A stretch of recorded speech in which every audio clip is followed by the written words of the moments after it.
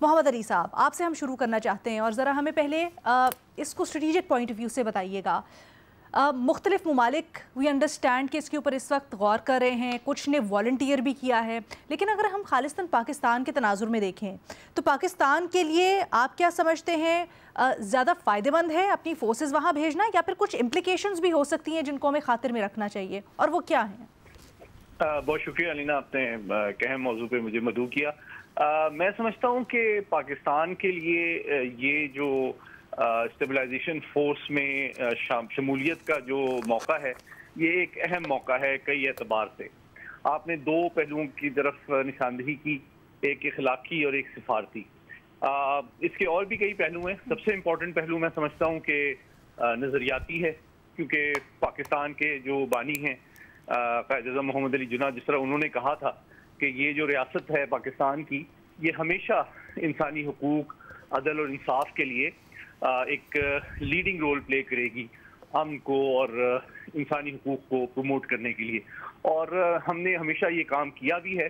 اور اس وقت ویسے بھی آپ دیکھتی ہیں کہ ہم اقوام متحدہ کی سلامتی کونسل کے نان پرماننٹ ممبر بھی ہیں، اور پچھلے 2 سال کے کانفلکٹ کے دوران بھی ہم نے امن کے قیام کے لیے جتنی سفارتی کوششیں شاید اسلامی دنیا میں کی ہیں، شاید ہی کسی اور ملک نے کی ہوں۔ تو ہماری جو کمٹمنٹ ہے مسئلہ فلسطین کے ساتھ، وہ آئیڈیالوجیکل بھی ہے، پرنسپلڈ بھی ہے اور مورل بھی ہے۔ اور سب سے پہلے تو واضح کرنا ضروری ہے کہ جو پاکستان کا موقف ہے مسئلہ فلسطین کے فیصلہ کن حل کے حوالے سے، اس میں کسی قسم کی کوئی لچک یا تبدیلی نہیں ہے، جس کا میں پہلے اعادہ کر دوں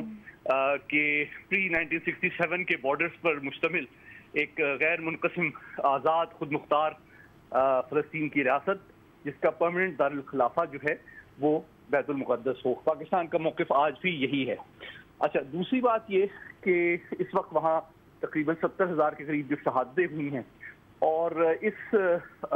نسل کشی کو، اس جینوسائیڈ کو روکنے میں یہ جو اسٹیبلائزیشن فورس ہے، یہ ایک اہم رول پلے کر سکتی ہے۔ تو اس میں پاکستان کو اگر شمولیت کا موقع ملتا ہے تو ڈیفینیٹلی یہ فلسطینی عوام سے ہماری ایک ٹینجبل پریکٹیکل کمٹمنٹ کا ایک عملی اظہار اور ثبوت بھی ہوگا۔ تیسری بات یہ ہے کہ اگلے ہفتے ترکی میں یہ جو 8 مسلم اور عرب ممالک ہیں جو کہ اس پیس پلان کا حصہ ہیں، ان کے وزرائے خارجہ کا ایک اجلاس منعقد ہو رہا ہے، جس میں پاکستان بھی شریک ہوگا، جس میں اس کی جو مزید تفصیلات ہیں وہ طے کی جائیں گی۔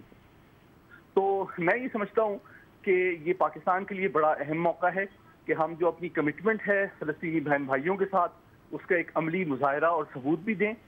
اور ساتھ ہی ساتھ چونکہ ہم اس وقت الحمدللہ ایک ایسی تاریخ کے دور میں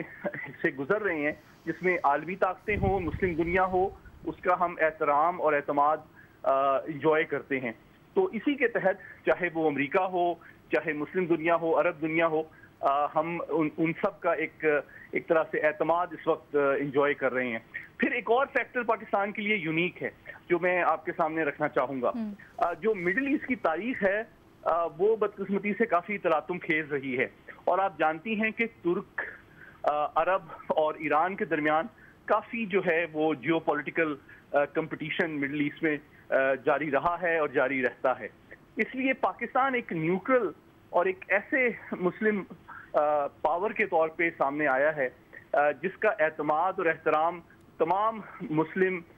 ممالک جو ہیں وہ مل کر کرتے ہیں، اور ہمارا کوئی اس طرح کا بیگیج یا کوئی جیو پولیٹیکل کسی کے حوالے سے کنسرن بھی نہیں ہے۔ تو ہم فلسطینی عوام کے اعتماد کو بھی انجوائے کرتے ہیں کہ سب سے امپورٹنٹ بات تو at the end of day یہی ہے کہ فلسطینی عوام جو ہیں کس ملک کی افواج کے ساتھ محفوظ اپنے آپ کو سمجھتے ہیں، اس پہ اعتماد کا اظہار کرتے ہیں۔ چوتھا پہلو پاکستان کے اپنی مہارت اور تجربے کا ہے، کیونکہ پاکستان پیس کیپنگ فورس میں آپ جانتی ہیں کہ اقوام متحدہ کے جو مختلف کانفلکٹ زونز ہیں اس میں ایک بڑا امپورٹنٹ رول پلے کرتا رہا ہے۔ بلکہ آپ کو یاد ہوگا کہ ایک دفعہ تو افریقہ میں مغدیشو کے اندر اور کئی اور ممالک کے اندر ہم نے کئی عالمی طاقتوں کے ساتھ بھی ان کے سپاہیوں کو بھی بچانے میں ایک اہم رول پلے کیا تھا۔ اور جو ہماری پروفیشنل ایکسیلنس ہے پیس کیپنگ میں، جو ایکسپیرینس اور ایکسپرٹیز ہے، اس کا خود اقوام متحدہ بھی ہمارا اس حوالے سے اعتراف کرتی ہے. تو ہمارے پاس یہ اسکل اور ایکسپیرینس بھی موجود ہے. آخری بات یہ کہ اب کچھ اس طرح کے سوالات ہیں جو کہ یقینی طور پہ اگلے ہفتے وزرائے خارجہ کے اجلاس میں طے کر لیے جائیں گے، جس سے کلیئرٹی مزید بڑھے گی کہ اس کا کمانڈ اسٹرکچر کیا ہوگا، اس کے اسپیسیفک رولز آف انگیجمنٹ کیا ہوں گے، یہ کیا اقوام متحدہ کے مینڈیٹ کے اندر ہوگی، عالمی قانون کے اعتبار سے اس کی لیجیٹیمیسی کیا ہوگی. تو میں سمجھتا ہوں یہ 3-4 معاملات بہت اہم ہیں جس پہ آنے والے ہفتے میں اس وزرائے خارجہ کے اجلاس میں جو ہے مزید کلیئرٹی سامنے آئے گی. لیکن باٹم لائن یہی ہے کہ میں سمجھتا ہوں کہ پاکستان کے لیے ایک اہم اور اچھا موقع ہے کہ ہم یہ ثابت کریں کہ ہم عالمی امن اور سلامتی میں اور فلسطین کے لوگوں کی جان مال اور عزت کے حفاظت کے لیے ایک لیڈنگ رول پلے کرتے رہے ہیں اور آئندہ بھی انشاءاللہ کرتے رہیں گے. اچھا، ایک چیز واضح کر دیجیے گا محمد علی صاحب، جو آپ کی بات سے بھی میں سمجھی ہوں اور جو جنرل انڈرسٹینڈنگ بھی یہی ہے کہ ٹی او آرز کیا ہوں گے اس فورس کے، ابھی تک وہ طے نہیں ہیں، وہ آگے جا کر جب آپ پہلے والنٹیئر کر دیں گے ممالک اس کے بعد وہ طے ہوں گے. یعنی کیا یہ انفورس کرے گی پیس کیپنگ، کیا یہ صرف ایک وہاں پر ایگزیکٹلی مینڈیٹ کیا ہوگا وہ ابھی تک طے شدہ نہیں ہے، ایسا ہی ہے؟ جی بالکل، جیسے میں نے ابھی کہا کہ جو اس کا کلیئر مینڈیٹ ہے، اوبیسلی پہلے تو آپ ان 8 ممالک میں سے جو ممالک جو ہے کنٹریبیوٹ کرنا چاہتے بھی ہیں اور وہ وہاں کے لوگوں کو ایکسیپٹیبل بھی ہیں، اوبیسلی یہ تو بیسک انڈرسٹینڈنگ ہے. لیکن اوبیسلی سے میں نے گزارش کی کہ اس کے رولز آف انگیجمنٹ کیا ہوں گے، اس کا اسپیسیفک مینڈیٹ کیا ہوگا، اس کی لیجیٹیمیسی کیا ہوگی، کیا یہ اقوام متحدہ اب ہمارے جو سفیر ہیں مستقل مندوب اقوام متحدہ میں، انہوں نے پچھلے ہفتے یہ واضح کیا تھا کہ اس کی لیجیٹیمیسی کے لیے اگر اقوام متحدہ کے تھرو اس فورس کو لیجیٹیمائز کیا جائے تو اس کا مینڈیٹ بھی بہتر ہوگا اور اس کی کریڈیبلٹی اور لیجیٹیمیسی بھی زیادہ ہوگی. تو یقینی طور پہ یہ چیز امپورٹنٹ ہے. لیکن جو انیشل رپورٹس ہیں اس کے مطابق یوں لگتا ہے کہ ڈیفینیٹلی سب سے امپورٹنٹ رول جو اس کا ہے وہ دیرپا امن کا قیام ہے، جنگ بندی ہے، اور جو ریہیبلیٹیشن ہے اس کے پروسیس کا آغاز ہے، قیدیوں کے تبادلے میں ایک اوور سائٹ اور فیسیلیٹیشن کا رول پلے کرنا ہے، اور پھر بتدریج تعمیر نو کی طرف جو ایک سیکیور اور ایک پروٹیکٹڈ انوائرمنٹ پرووائڈ کرنا ہے. اور پھر اس وقت اور بھی جو لیٹر اسٹیجز پہ چیزیں سامنے آئیں گی وہ بھی میز پہ موجود ہیں کہ غزہ اور جو ویسٹ بینک ہے اس کو منسلک کیا جائے اور پھر بتدریج 2 اسٹیٹ سولوشن کی طرف بڑھا جائے.